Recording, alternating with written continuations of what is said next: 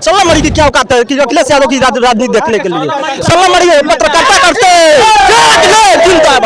ये इतने आग बबूले हो रहे हैं, कहीं कुछ ये लोग कहेंगे कि नहीं। जब हम सुने हैं कि अखिलेश की औकात है, अखिलेश आएंगे नहीं। अरे 14 साल बनवास करके तो आप आए हैं, फिर इस बार जाएंगे तो 48 साल बाद आएंगे। 48 साल बाद आएंगे, लिख तो 14 साल बाद आए ना, इसके बाद 48 साल बाद आएगी बीजेपी। एकदम ये दावा एकदम दावा है। आज ईवीएम हट जाए, कल उसकी एक चुनाव नहीं जीत पाएगी। ईवीएम के चलते चुनाव जीत रही है, ईवीएम के चलते चुनाव जीत रही है। साथियों, इस वक्त देवरिया ज़िले में है और फतेहपुर अखिलेश यादव जी पहुंचे हैं। और बता दूं कि ये आगे का जो मार्ग है ये फतेहपुर जाने वाला मार्ग है और यहाँ से जो है कुछ दूरी पे जो है काफ़ी लोगों की उपस्थिति है। सामने आपको दिखा दूं कि सभी लोग आज अखिलेश यादव के आगमन पे इतने लोगों की उपस्थिति है, एक बड़ी संख्या में लोग। समुदाय मत इसको बांटिए, इसे पार्टी समुदाय मत बांटिए, न्याय के लिए बात है। बस न्याय के लिए हम लोग आए हैं, ठीक है। तो इतने भारी संख्या में आप लोग रोड पे इतने जमावड़ा किए? अरे हमारे राष्ट्रीय अध्यक्ष जी आए हैं, तो हम लोग नहीं आएंगे तो कौन आएगा? क्या लग रहा है कि आप लोग यहीं सिर्फ खड़े हैं, आगे आप लोग नहीं जा रहे हैं? प्रशासन रोक दी है, एक तरफा न्याय कर रही है सरकार, ठीक है। अगर उसको पता है कि अगर ये कार्यकर्ता पहुंच जाएंगे तो आज बुलडोजर चलाने की बात कर रहे हैं, वही बुलडोजर उनके यहाँ चली जाएगी। क्या लग रहा है कि बुलडोजर चलने वाला था, जो ये जानकारी मिली थी वो बातें सुनकर आप लोग आए थे? बिल्कुल। ये बताइए, एक तरफा न्याय करके यादवों का बुलडोजर ढहा रहे हैं, घर ढहा दे रहे हैं। अगर सरकार आदेश करती है, सरकार आदेश देती है तो वो तो काम होगा। ऐसे सरकार को हम 2024 में बदल देंगे। हाँ, ये युवाओं की देख रहे हैं, युवाओं की शक्ति है, ठीक है। और एक चीज बता रहे हैं, अमेठी में भी मारे गए हैं विश्वकर्मा, कानपुर में भी देखिए, क्यों वहाँ इस हाईलाइट नहीं किया जा रहा है? क्यों वहाँ हाईलाइट नहीं किया जा रहा है बताइए? कानपुर में ब्राह्मण ने मारा है, ठीक है। अमेठी में मारे गए हैं, क्यों यहाँ मुद्दा बना हुआ है? बस यहाँ यादव मार दिया है ब्राह्मण को। बस क्या लग रहा है कि यादव से सिर्फ बिल्कुल जातिवाद हो रहा है भैया, सुनिए, जातिवाद हो रहा है। यही ब्राह्मण परिवार पहले मारे यादवों को। योगी जी कहे थे कि अगर कोई एक जहाँ पर मारेगा तो कोई दूसरा गाल आप आगे करेंगे? आप बताइए, नहीं करेंगे। योगी जी तो साफ करे कि अगर कोई एक थप्पड़ मारता है तो उसका सक्षम है, तो आप वही हुआ है ना, यहाँ रिटेलिएंट मर्डर हुआ है, वही हुआ है।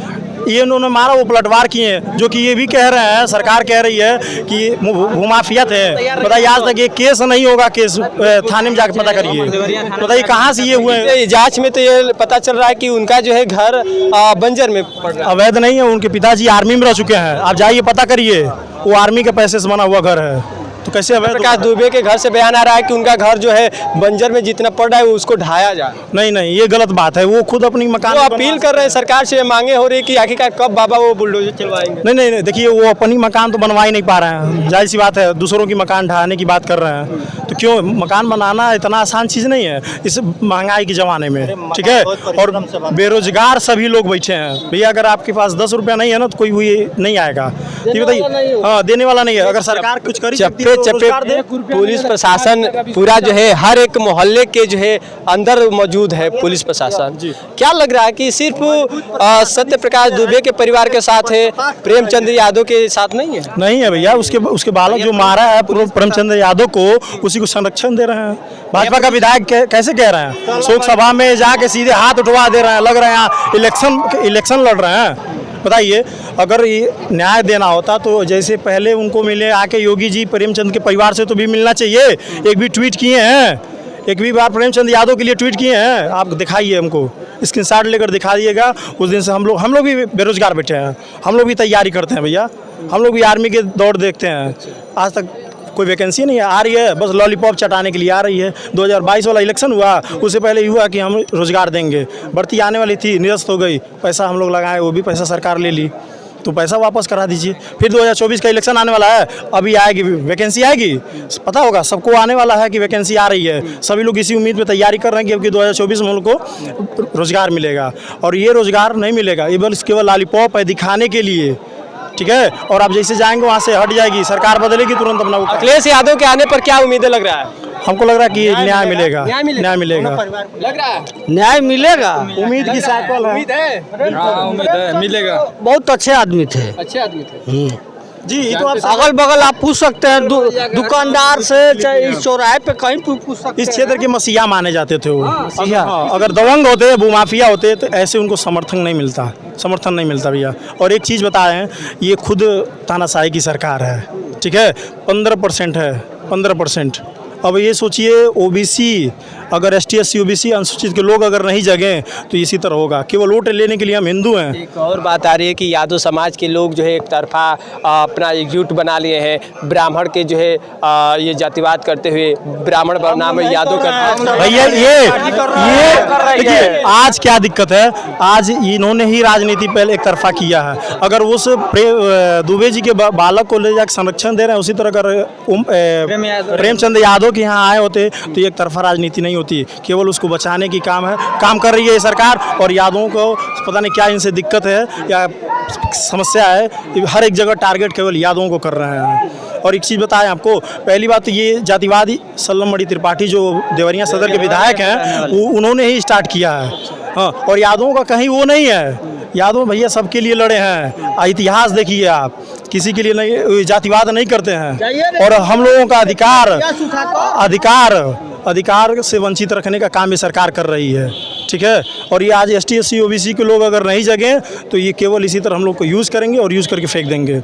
हाँ, अगर पिछड़ा देख रही है न्याय के लिए सरकार, बताइए अगर आज ये जो ब्राह्मण के साथ हुआ है उसके साथ संरक्षण में पूरा दिया जा रहा है, पूरा उसका योगी जी एक भी ट्वीट किए हो तो बताइए हमको, सपोर्ट भरपूर बताइए। उस लड़के के लिए ट्वीट किए हैं, मैसेज मिलने आए हैं देवरिया मेडिकल में, बताइए। प्रेमचंद यादव का परिवार नहीं उजड़ा है। पहली बात, यादव परिवार मार खाया है, बाबा के परिवार ने पहले हमला किया है। ये तो इसका मतलब नियम गलत है, पहले हत्या इन्होंने किया है और उन्हीं का संरक्षण बाबा दे रहे हैं। तो इसका मतलब ये हुआ कि आप मारिए और फिर आपको संरक्षण सरकार देगी ही देगी। यानी कि जहां योगी आदित्यनाथ जी एक भी ट्वीट नहीं करके कहे कि प्रेमचंद यादव के घर इतने पीड़ित परिवार जो है इस तरह से है, लेकिन यही जो है अखिलेश यादव आज दोनों परिवार से मिलने का काम कर रहे हैं। एक तरफा कोई जो है किसी से लगाव नहीं। ये हमारे नेताजी की सुनी बता रहे हैं, माननीय अखिलेश यादव जी दोनों पीड़ित परिवारों के लिए संवेदना प्रकट करेंगे, ठीक है। यहाँ मामला कोई गड़बड़ नहीं था, सब सही हो गया होता। जो आग में घी डालने का काम किया है सदर विधायक सल्लम मणि त्रिपाठी ने किया है, नहीं तो यहाँ तक मामला है, यहाँ तक जाता ही नहीं। उन्होंने इतना जमाड़ा किया है, नहीं तो न्याय मिलता दोनों पक्ष को। वही लोग यही बातें, यही आरोप लगा रहे हैं जो त्रिपाठी जी पे कि आखिरकार उन्हीं का इसमें जो है पहला जो है कदम है कि उन्हीं ने जातिवाद फैलाया है। सब लोग यही बातें कर रहे हैं। यानी कि ये बात जो देखी जाए तो हम ये सल्लम मणि त्रिपाठी से करना चाहते हैं, उनकी औकात है अखिलेश यादव की बात का औकात देखने की। हाँ?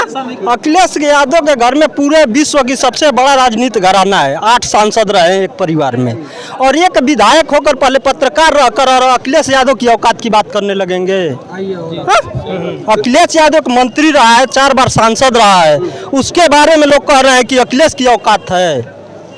हाँ? तो यहाँ किसी मंत्री और किसी विधायक के औकात देखने की बात क्या है? पीड़ित परिवार को न्याय दिलाने की न्यूज पर हम देखे हैं कि ऐसे बोल रहे हैं कि अखिलेश की औकात नहीं है। अखिलेश की औकात देखने के लिए एक विधायक है, 365 विधायक जो लेकर चलते हैं ना। सुनिए बात रहा है, हमको तो लग रहा है अगर सरकार इधर उधर हुई तो सल्लम मणि त्रिपाठी देवरिया छोड़ के चले जाएंगे। सल्लम मणि के बारे में उनको सोचना चाहिए कि एक विधायक होकर जो 365 विधायक अपने साथ लेकर चलता है, उसकी औकात देखने के लिए सल्लम मणि हो गए। सल्लम मणि की क्या औकात है कि अखिलेश यादव की राजनीति देखने के लिए? सल्लम मणि पत्रकारिता करते जिंदाबाद। सल्लम मणि की औकात हो गई। सल्लम मणि एक विधायक है, विधायक बहुत गली गली लोग घूमते हैं, विधायक 3 दिन के बाद पैदल भी चलते हैं। और अखिलेश यादव के इतना बनाए हुए हैं मुलायम सिंह यादव की वो कभी पैदल नहीं चल सकते और कुर्सी पर नहीं बैठ सकते हैं। ये इतने आग बबूले हो रहे हैं, कहीं कुछ ये लोग कहेंगे कि नहीं, जब हम सुने हैं कि अखिलेश की औकात है, अखिलेश आएंगे नहीं। अरे 14 साल बनवास करके तो आप आए हैं, फिर इस बार जाएंगे तो 48 साल बाद आएंगे। 48 साल बाद आएंगे, लिख तो हम देखो 14 साल बाद आए ना, इसके बाद 48 साल बाद आएगी बीजेपी। एकदम ये दावा है। आज ईवीएम हट जाए, कल उसकी एक चुनाव नहीं जीत पाएगी। ईवीएम के चलते चुनाव जीत रही है। ईवीएम के चलते चुनाव जीत रही है। पूरा विकास का दावा हो रहा है, डिजिटल जो है गांव बनाया जा रहा है। ऐसे डिजिटल गांव बनाया जा रहा है, पेपर में बनाया जा रहा है, पेपर में जमीन स्तर पर। सभी तो बेरोजगार बैठे हैं लड़के, बेरोजगारी है कि लोग चाय बेच रहे हैं। यादव का और अखिलेश यादव का उनको बता देते हैं कि 16 मई को इतना सोच समझ के भड़काऊ भाषण देना चाहिए कि वो उनको Z+ सुरक्षा नहीं मिला। इतना सोच समझ के उनको भाषण देना चाहिए जातिवाद के प्रति। जातिवाद का होना बीज न बोए, नहीं तो उनके ये जान ले 16 मई त्रिपाठी जी उनके पास Z+ की सुरक्षा नहीं है। जो इतना भड़काऊ भाषण दे रहे हैं, दिक्कत हो जाएगी। ये बताइए आपको पता होगा लखनऊ में बार खाते हुए बचाए अखिलेश यादव जी ने, यही सलमड़ी है। कोई हैसियत उनकी नहीं है, हैसियत चले अखिलेश यादव देखने। विधायक नहीं बने, पिछड़ों के दलित के वोटों से विधायक बने, ठीक है। इसके बाद उनको धर्म का जो बात कर रहे हैं सलमड़ी 2024 में 2027 में नहीं रहेंगे। अच्छा, एक और बात है, ये जातिवाद की बातें सुन कर सबके दिमागे पक चुके हैं। आखिरकार ये बातें क्यों ऐसा? जातिवाद भाजपा वाले कर रहे हैं, ब्राह्मण और यादव कर रहे हैं, एक कोई और नहीं करे। यही पे राष्ट्रीय अध्यक्ष अखिलेश यादव जी आए हैं, दोनों पक्षों से मिले हैं। यही कोई भी भाजपा का कोई विधायक हो, मंत्री हो, कोई प्रेमचंद यादव घर नहीं आया है, सिर्फ एक पक्ष की तरफ गए हैं। आप लोग के मुखिया ये साबित कर दिए हैं कि दोनों पक्ष के पास जाकर और किसी से जो है एक तरफा बात नहीं, भेदभाव नहीं है, कोई भेदभाव नहीं है, कोई भेदभाव नहीं है और करना भी कोई भाई भाई है, भेदभाव होना भी नहीं चाहिए। नहीं, ये बताइए प्रदेश के ये राजनीति नहीं है, ये जात और धर्म का राजनीति कर रहे हैं। बस एक बात हमारे सुन लीजिए, नाम छोड़िए, नाम पे क्या रखा है, जाति तो देखेंगे नहीं। हम भी हिंदू है, वो भी हिंदू है। अब यादव ब्राह्मण का बात छोड़िए ना, जात छोड़िए ना, बात छोड़िए। ये चालू है ना, इसमें का सुनाई देगा ना मोबाइल का, ये सुनिए। ये योगी जी बोल रहे हैं, आपको कोई बीच चौराहे पर कोई थप्पड़ मारेगा तो आप क्या करेंगे? तो सुनिए, न्यूज वाला जो है, जो इंटरव्यू ले रहा है, वो बोल रहा है हम कानून के पास जाएंगे। तो बोल रहे हैं, योगी जी बोल रहे हैं कि कानून के पास आप कहाँ जाएंगे? आप में दम नहीं है क्या? योगी जी बोल रहे हैं आप में दम होगा तो पटक के वहीं पे मारेंगे। तो फिर बात ही खत्म ना, फिर बात ही हमारे में दम है, आप हमको एक थप्पड़ मारिए, हमारे में दम है तो हम हमको 10 थप्पड़ मारेंगे, चाहे 2 थप्पड़ मारेंगे, हमारे में दम है तब मारेंगे। नहीं दम रहेगा तो हम कानून के पास जाएंगे। तो मुद्दा हटाइए ना, जाति का मुद्दा हटाइए ना, यहाँ पे यादव ब्राह्मण हटाइए ना। आपको यहाँ पे क्या करना है? आपको यहाँ पे CBI जांच कीजिए। पुलिस प्रशासन के दबाव से यह नापी हुई है। उनके वकील हैं, वो कह रहे हैं कि यह नापी गलत हुई है, इसको फिर से नापी की जाए। उनका घर कोई अवैध कब्जा नहीं है। उनके पिताजी प्रेमचंद यादव जी के मार्क भी लग गया है, आपको पता होगा। जी बिल्कुल मार्क लग गया है, लेकिन यह नापी गलत हुआ है।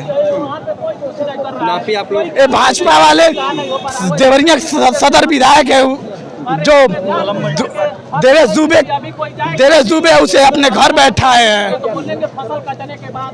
तमाम बातें आ रही है। मैं आपको बता दूं कि फिलहाल ये देवरिया जो कांड को लेकर सभी लोग की ये निगाहें हैं कि आखिरकार यहाँ अखिलेश यादव की आज जो मौजूदगी है, इस पर खास ये नज़रें गड़ाए हैं कि आखिरकार एक तरफा अखिलेश यादव किस पक्ष पर जाकर मुलाकात करेंगे। लेकिन यहाँ जो है समाजवादी पार्टी के जो मुखिया हैं, दोनों पीड़ित परिवार के घर जाने का काम कर रहे हैं। फिलहाल इसे उनके पूरे समाजवादी जो पार्टी के लोग हैं, उनका भी कहना है कि हमारे मुखिया दोनों पीड़ित परिवार से मिलेंगे, एक तरफा मुलाकात नहीं करेंगे। फिलहाल और कुछ बातों से हम उपस्थित होंगे। इस वक्त के लिए इतना ही। नमस्कार।